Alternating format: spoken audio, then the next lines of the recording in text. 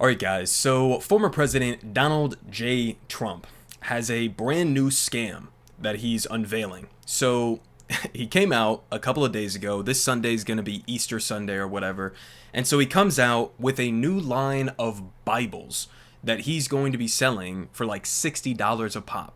So I got a lot to say about this. We're just going to go ahead and watch through this insane clip, and then I'm going to give you guys some updates in terms of where he currently stands, as he's still being required to pay upwards of almost $200 million in a bond for his fraud in New York City. So let's go ahead and see how he's trying to come up with some of that money. I'm proud to be partnering with my very good friend Lee Greenwood, who doesn't love his song God Bless the USA, in connection with promoting the God Bless the USA Bible. This Bible is the King James Version and also includes our Founding Father documents, yes, the Constitution, which I'm fighting for every single day, very hard, to keep Americans protected. Also, the Bill of Rights, the Declaration of Independence, and the Pledge of Allegiance are all part of this God Bless the USA Bible, and it's just very important and very important to me. I want to have a lot of people have it. You have to have it for your heart, for your soul. Many of you have never read them and don't know the liberties and rights you have as Americans and how you are being threatened to lose those rights. It's happening all the time. It's a very sad thing that's going on in our country, but we're going to get it turned around. Religion and Christianity are the biggest things missing from this country, and I truly believe that we need to bring them back, and we have to bring them back fast. I think it's one of the biggest problems we have. That's why our country is going haywire. We've lost religion in our country. All Americans need a Bible in their home, and I have many. It's my favorite book. It's a lot of people's favorite book. This Bible is a reminder that the biggest thing we have to bring back America and to make America great again is our religion. Religion is so important. It's so missing, but it's going to come back, and it's going to come back strong, just like our country is going to come back strong. In the end, we do not answer to bureaucrats in Washington. We answer to God in heaven. Christians are under siege. We must protect content that is pro-God. We love God, and we have to protect anything that is pro-God. We must defend God in the public square and not allow the media or the left-wing groups to silence, censor, or discriminate against us. We have to bring Christianity back into our lives and back into what will be, again, a great nation. Our founding fathers did a tremendous thing when they built America on Judeo-Christian values. Now that foundation is under attack, perhaps as never before. What can we do? Stand up, speak out, and pray that God will bless America again. I'm proud to endorse and encourage you to get this Bible. We must make America pray again. Okay. Jesus Christ, man. No pun intended. That was unhinged for so many different reasons. Okay, first off, Trump saying that it's his favorite book, the Bible. I don't know if he was referring to the Bible or the Constitution. Maybe the Bible is his favorite book. Just at face value, man, does anybody genuinely believe that Trump is a really devoted religious man? No. I mean, he never really has been. And not only that, but I don't think you could possibly, I mean, maybe possibly, but you would struggle to come up with a human being who is more the embodiment of everything that Jesus taught to be against than Donald Trump. You would struggle, okay? He is the embodiment of everything that Jesus stood against, okay? So, I mean, it's deeply ironic for that reason. It's obviously just sort of red meat for his evangelical base and his more nationalist base, the Christian nationalist base that wants to see a merger of the Christian religion and faith with government institutions and school and all of the rest of that. And on top of that, it's obviously just a scam. I mean, this is him trying to further milk his supporters for everything that they have. You know, I mean, this is a guy, again, who's facing millions of dollars in legal bills right now. And I guess this is one of the grifts that he's come up with to try to pay for some of that. I mean, the idea that Christians are being persecuted, discriminated against, beaten down in the United States. I mean, based on what? Name one way that Christians are being discriminated against in the United States of America, which has been, for the vast majority of its history, if not the entirety of its history, a primarily Christian-dominated country. But name one way that they're being discriminated against without making the argument that Christians not being able to impose their religious views on the rest of the country as discrimination. Because that's really what they mean, right? Oh, we're being discriminated against because you won't allow us to ban abortion nationwide. right? We're being discriminated against because you won't allow us to teach creationism alongside evolution in science classes. I mean, that's the kind of shit that they're talking about. You won't allow us to discriminate against gay people because that's what our religion wants us to do. I mean, that's what they're talking about. We're being discriminated against because you will not allow us to enforce discrimination through the government based on our religious views. I mean, he's really just describing theocracy here in the fullest extent that you could possibly imagine, literally and figuratively trying to merge Christianity with the United States or with nationalism. That's exactly what he's doing here. He put it in the same goddamn book. The funniest part about all of this, there is no chance in hell that Trump has read the Bible. There's a high likelihood he's never read the Constitution, nor has he read the Bill of Rights, or he probably doesn't even know the Pledge of Allegiance. I mean, the idea that he is glorifying the Constitution, the guy who tried to rip apart the Constitution by trying to stay in power, even though he lost the last election, the guy who literally came out and at one point used the phrase, we may have to terminate the Constitution. That's what he said. And now he's somehow the embodiment of it. I mean, Jesus Christ, man. Jesus, how low can we get? So anyways, this is tied again to this massive bond payment that Trump has to pay up in New York. So Judge Engoron, Letitia James, they brought this case against Trump where he was just engaging in rampant fraud in New York City for years and years and years.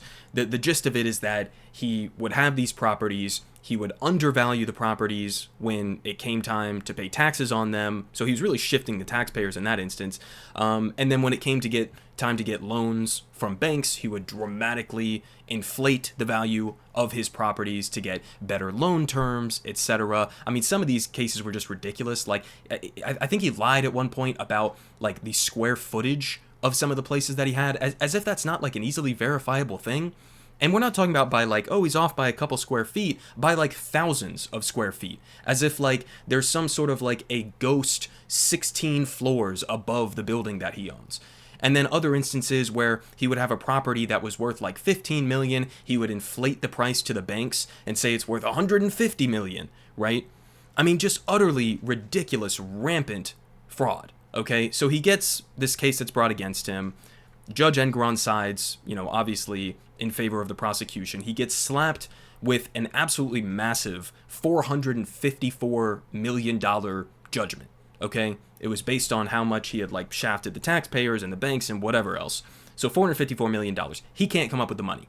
Okay, so basically how that was going to play out is that if he can't come up with the bond payment, which is basically, a temporary payment until he goes through this whole appeals process. If he can't come up with that, then they're going to start seizing his properties, okay? And so they inevitably get to the point where they decide to somewhat lower the amount to $175 million. Now, I've heard a bunch of different explanations for why exactly they did this. I think the Trump argument was like, well, we still have a right to go through the appeals process, and if you force us to pay like $450 million as a bond, no bond company is going to give us that amount. And it was true. I mean, he went to like 30 different bond companies. They all rejected him. And so, we're going to have to start selling properties in order to pay this bond. And that's unfair because what if we win the appeal and then I've just lost all my property? So like, I mean, maybe a very big stretch of an argument, you can make the case that like, that's a significant payment that no bond company is going to back up. And just in terms of like a general thing in the United States, I do think that like, you shouldn't be forced to necessarily sell things that you have to pay for a bond while you go through the appeals process, because then it does make sense to me, not talking about Trump, but just generally, that if you then go through the appeals process and you win the appeal, then you're kind of fucked because you just lost all of the things that you sold. You can't just go and get them back easily, right? So whatever, we get to the 175 million. Does he have that money on hand? Probably not. So it's still going to be difficult for him to actually come up with this 175 dollar amount. Maybe a bond company will now step in because it's a significantly lower amount. Maybe he can leverage some assets, whatever the case may be. There also was reporting that like, he recently took Truth Social, his weird, like sort of like echo chamber social media platform that he created when he got banned off Twitter, and he took this public. And apparently the stock's doing really good, okay, right now, at least on the first day. So anticipate that to plummet through the floor, especially if Trump starts selling some of his stocks in this to pay some of the $175 million. But, he launches this. There was also some allegations of corruption with this other guy, this billionaire mega donor, Jeff Yass, who, owned a company or a stake in a company that then merged with Trump's media company. And now they take Truth Social public. And so the idea is like maybe he's sort of just, buying Trump off and is helping him through Truth Social to pay for this massive settlement, and then is going to have obviously influence over him on policy. So there was that aspect of it. And I mean, the whole situation is just absolutely insane. This appeals process, by the way, in New York could take months to play out. It may not even be finalized until the 2020 election or 2024 election, and who knows what's going to happen, after that. Many of the cases that Trump's facing may not go to trial or may not finish out until after the election takes place, or like right before the election. I mean, it's really going to get chaotic, okay? The timeline on this is a nightmare, right?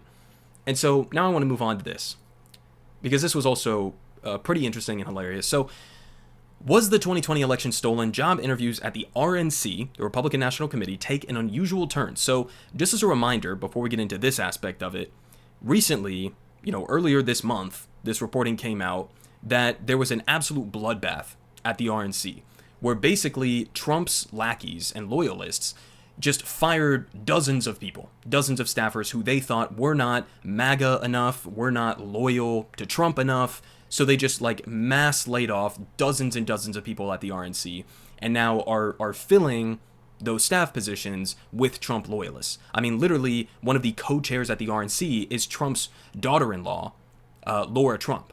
So, I mean, it's like the whole Republican Party apparatus is now just a full-blown Trump cult at this point. I don't think it's a stretch to say that, especially when you get reporting like this, right? Those seeking employment at the RNC after a Trump-backed purge of the committee this month have been asked in job interviews if they believe the 2020 election was stolen, according to people familiar with the interviews, making the false claim a litmus test of sorts for hiring. In recent days, Trump advisors have quizzed multiple employees who had worked in key 2024 states about their views on the last presidential election, according to people who spoke on the condition of anonymity to describe these discussions. The interviews have been conducted mostly virtual because these people are all over the place in different states. They also point out down here, RNC staffers were told en masse, again, early in March, that they were being let go but could reapply for the jobs, and the application process had included an interview with Trump advisors, so like a loyalty test. The Trump advisors this week are vetting both former employees and some laid-off employees whose last day is Friday to decide how many can either return or stay with the RNC.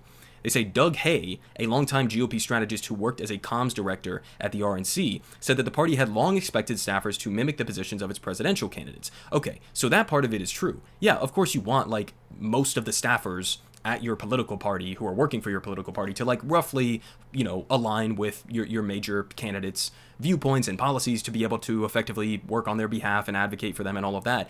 But it's a completely separate question, right? It's one thing if you're talking about like tax policies or how should we address climate change or Medicare for all or whatever the case may be. That's one thing. It's a different thing if your test for whether or not they align with you is whether or not they are going to agree to openly lie about the 2020 election being stolen, okay? Or whether or not they're delusional enough to believe that the 2020 election was stolen.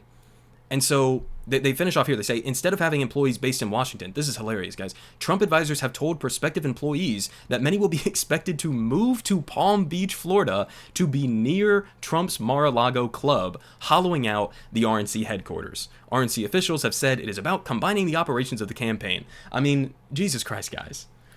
The amount that the RNC is being utterly destroyed for the long term by Trump and his loyalists right now is mind-blowing. So I don't know what's going to happen for the 2024 election, right? The polling is pretty close, back and forth. It's a long way out. Who knows what's going to happen? Maybe Trump pulls off a win. Whether or not Trump pulls off a win, okay? The fact that they have hollowed out the entirety of the Republican Party infrastructure and apparatus, that is going to have consequences down the line. I mean, keep in mind, in 2020, 2022, some of the most deranged, pro-Trump candidates who would win in the primaries, because that's dominated by Trump loyalists, but then would go on to the election, the general election, they overwhelmingly got wiped out. They performed extremely poorly, especially the ones who were openly talking about the 2020 election being stolen and the Stop the Steal stuff and all of that. In the 2022 midterms, I mean, this is why that massive red wave didn't end up materializing. I mean, it was a couple other things as well, right? Abortion was a big issue and things like that, but it certainly didn't help. And so if you're staffing your entire party apparatus with people who basically have to believe in a complete conspiracy theory and have to be completely loyal to Donald Trump, then you're fucked in the long term, okay? You're not going to be able to run an effective party or campaign strategy going into the future. Trump is also siphoning money from the RNC to himself, okay? And then on top of all of that, what does it say about the prospects if Trump wins the 2024 election? Well, we certainly know that he's only going to staff his administration with absolute loyalists who are going to lick his boots all day long. They're not going to tell him no. They're going to let him do whatever he wants, and there's going to be no brakes on the car, okay? So, I mean, listen, Trump getting reelected, that's a legitimate threat. I'm not a fan of Biden. I shit on him every single day, okay?